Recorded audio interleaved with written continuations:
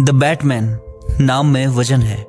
Comics के पन्नों से लेकर सिनेमा के पर्दे तक ये आइकॉनिक हीरो हमेशा छाया रहा। शायद इसलिए क्योंकि सुपर हीरोज की कल्पनाओं में ये कैरेक्टर सबसे कम काल्पनिक लगता है। जनरेशन टू जनरेशन इस सुपर हीरो का क्रेज रत्ती भर भी कम नहीं हुआ और नोलन सर की डार्क नाइट ट्रिलॉजी ये प्रूव करती है और लिटरली कहती है कि बैटमैन एक ऐसा हीरो है जो गौथम शहर के लायक है, पर गौथम शहर उसकी उतनी कदर नहीं करता। वो एक शांत खड़ा प्रहरी है, एक संरक्षक, एक डार्क नाइट।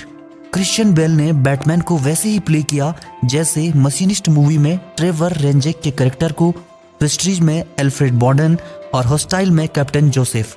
मतलब हमेशा की तरह एकदम परफेक्ट। और वो बैटमैन के सिनेमैटिक रिप्रेजेंटेशन को उस लेवल तक लेकर गए जहां तक पहुंचना नियर टू इम्पॉसिबल हो गया। लेकिन वक्त की नियति है कि वो बदलता है। अगर कोई चीज शानदार इतिहास बनती है तो उसे दोहराया भी जाता है, वरना आने वाली जनरेशन उसे कैसे याद रखेगी। मेरा मानना है कि अगर कोई किरदार या कहानी अभूतपूर्व सफलता हासिल कर लेती है तो इसका ये मतलब बिल्कुल नहीं है कि उस कहानी या किरदार के लिए नई संभावनाएं खत्म हो गई हैं। हमेशा उसके लिए कुछ नयापन और कुछ अच्छा बचा होता है। डार्क नाइट ट्रिलॉजी के बाद काफी वक्त तक हमें बैटमैन की सोलो फिल्म देखने नहीं मिली। फिर आता है सीधे जैक स्नाइडर के बनाए DCEU का बैटमैन, जिसे प्ले करते हैं एक और फाइन एक्टर बेन एफ्लेक। जब DCEU के बैटमैन के लिए बेन एफ्लेक को कास्ट किया गया तो उन्हें ऑडियंस से कोई पॉजिटिव रिस्पांस नहीं मिला, या कहीं काफी नेगेटिव रिव्यूज मिले। पर जब वो Batman versus Superman down of justice में अपना बैट सूट पहनकर मैन ऑफ स्टील के सामने आए तो लगा कि बंदे में दम है और मुकाबला बराबरी का है। और फैंस ने अपने नए बैटमैन को अपना लिया, पर शायद वार्नर ब्रदर स्टूडियो ने नहीं। बेन के बैटमैन को एक सोलो स्टोरी नहीं मिली तो उनके लिए बैटमैन के हर एस्पेक्ट को छूना थोड़ा मुश्किल था।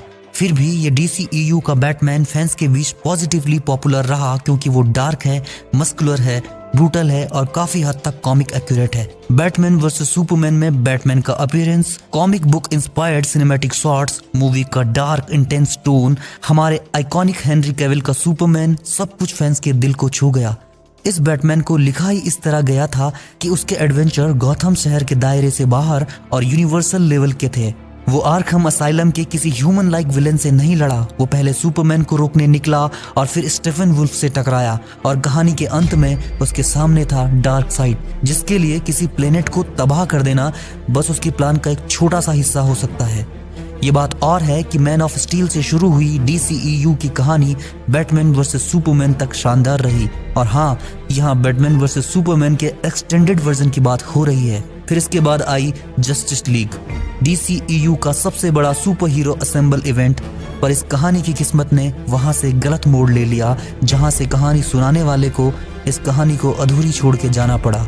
जैक स्नाइडर इस फिल्म को छोड़कर चले गए, जॉस विडन किसी और की कहानी को अपना नहीं बना पाए और जस्टिस लीग की कहानी अधूरी और अनचाही तरीके से पूरी हुई, जिसे फैंस ने सिरे से नकार दिया। फैंस की ऐतिहासिक कोशिशों से जैक स्नाइडर की जस्टिस लीग फिर से वैसे दिखी जैसे वो थी, जैसा उसे होना चाहिए था।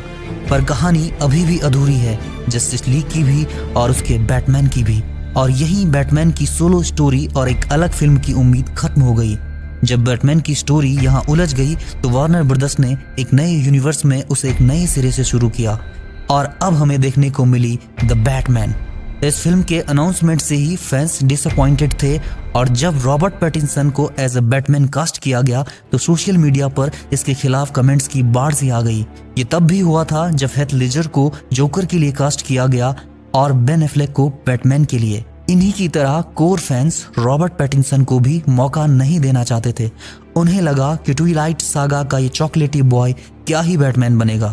पर ये उन्हीं को लगा जिन्होंने रॉबर्ट को बस ट्विलाइट में एडवर्ड प्ले करते देखा, क्योंकि अगर आपने the light house, the lost city of Z जैसी फिल्में देखी हैं तो आप पैटिंसन का एक बेहतरीन एक्टर होना नकार नहीं सकते।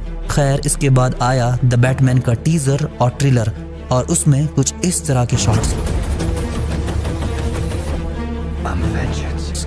और जिन्होंने रॉबर्ट पैटिंसन के बैटमैन को सिरे से नकार दिया था वो सोचने पे मजबूर हो गए कि यार इसका तो अपना ही अलग स्वैग है।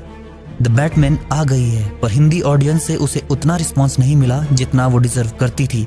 यहाँ कई लोग तब तक कोई फिल्म देखने नहीं जाते जब तक दोस्त आके ना कहे भाई एक बार देख तो सही क्या फिल्म है, या फिर जब तक दोस्तों के बीच फिल्म के डिस्कशन में पार्टिसिपेट ना करना हो।